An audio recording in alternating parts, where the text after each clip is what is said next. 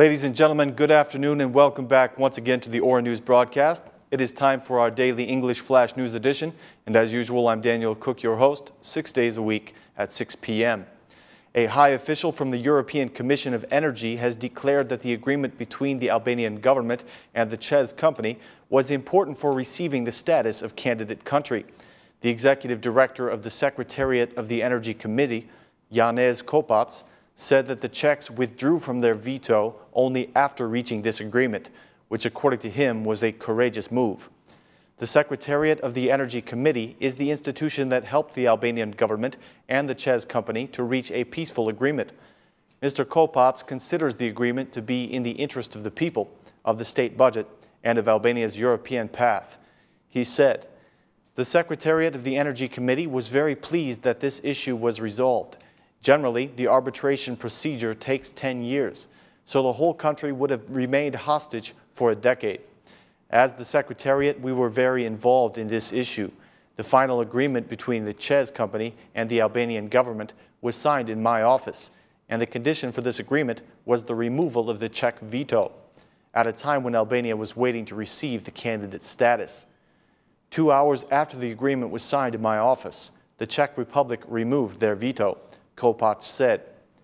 After making his arguments in support of the compromise, which according to him could not possibly be perfect for any of the parties involved, Kopac expressed his discontent that the agreement is being attacked now by some of Albania's politicians.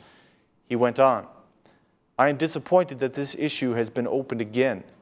You should be satisfied that a solution was found. In politics, one party must have the courage to resolve something, and in this case, I am very pleased that the government had the courage to find a solution and to close this issue. Sometimes it is more comfortable to do nothing, because then you will not be blamed. But then you would be guilty of not looking toward the future, and I believe that the future of Albania is excellent." When asked whether an international investigation is needed, Kopac said, "I think that a solution should be found from within the country, but if you need the help of the internationals, you may ask for it. We deal with energy issues, not business," he said.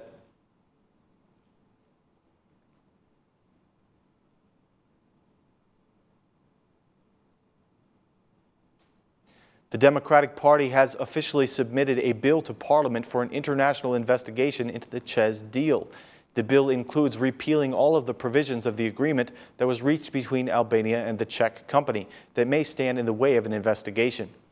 In their proposal, the Democrats gave the responsibility to the Prosecutor General to reach an agreement with the European and American prosecutors. The following clause is contained in the draft.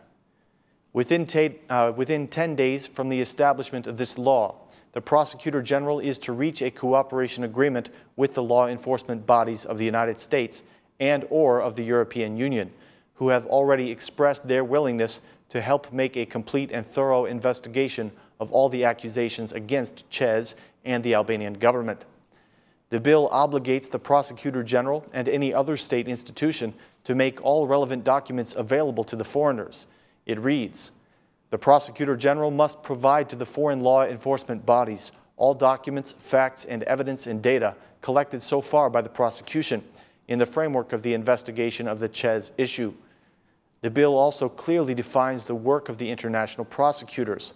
According to the Democrats, the international prosecutors should, first, listen to the witnesses, experts, and the accused parties in Albania.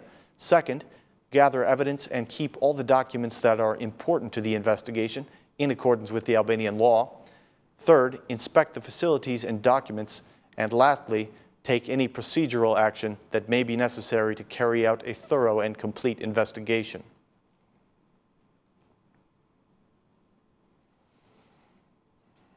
The Democratic chairman Lulzim Basha held a meeting today with the U.S. Ambassador Donald Lu. Basha claims that the opposition has the support of the international community in their legal initiatives in Parliament, including the decriminalization, their proposals for the justice reform, and the bill on the investigation of the CEZ issue. He made this statement after the meeting. "Decriminalization is necessary to solve the economic and political crisis. Removing the criminals from the Parliament, the administration, and the politics remains our priority. We are satisfied that we have received the support of the internationals. and we are determined to see these priorities through. Mr. Basha also commented on the recent statements of the Assembly Speaker Ilir Mehta. "I did not ask for Mehta's resignation as the Assembly Speaker," he said. "I asked for Mehta's resignation during the time that he was the foreign minister and was involved in the corrupt scheme with the Dia company." Basha then asked the Parliament Speaker to gather the Conference of Chairmen and to pass their proposition for an international investigation.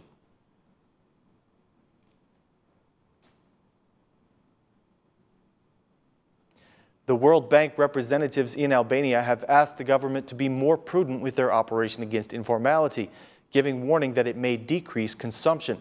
Speaking for World Bank, Mr. Sayed suggested that the Albanian government should be applying social politics in addition to drastic reforms. He also encouraged the government to be careful to apply their operation equally to all businesses. He said, "The reform against informality is a crucial reform, and one that will have a positive impact on the economy. What is needed, however, is equal treatment of all businesses during the initiative to bring the economy back to the rails of formality. The reforms are difficult because the public is affected by them, and the measures must be sustainable. The toughening of penalties is the decision of the government, but caution is needed with its implementation," said Mr. Sayed. Also speaking for the World Bank, the economist Hilda Shiyaku highlighted that the reform against informality would decrease consumption.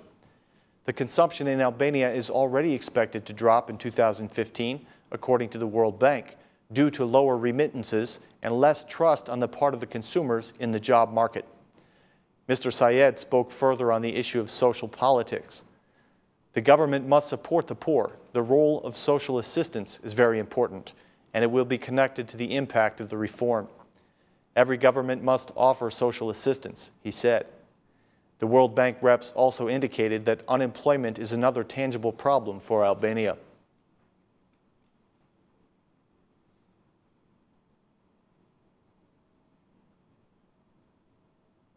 Today, the Health Commission discussed the proposed changes to the pharmaceutical services.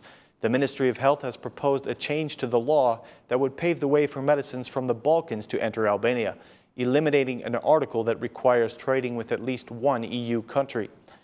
There was debate over these proposals between the Minister of Health, Ilir Becaj, and the opposition members, who feel that the market would soon be full of uncontrolled and fake medicines. The shortage of medicines in the hospitals was also debated by the Commission today.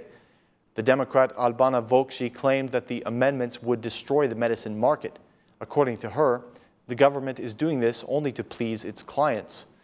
The health minister responded that the time of favoritism passed with the democratic rule 2 years ago. The opposition proposed the establishment of a panel of experts to check the quality of the medicines before they are traded.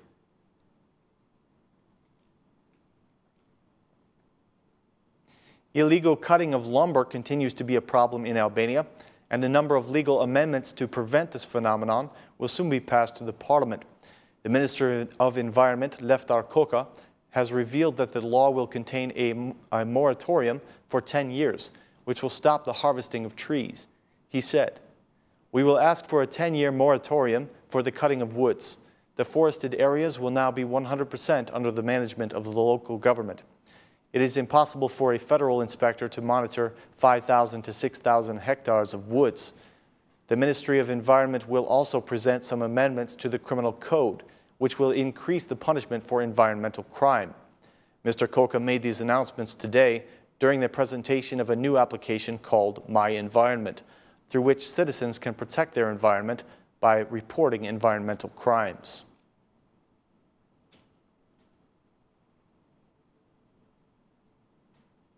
That concludes our edition for today, ladies and gentlemen. Please join us again tomorrow at the same time for more translated news in English. Thanks, and have a great night.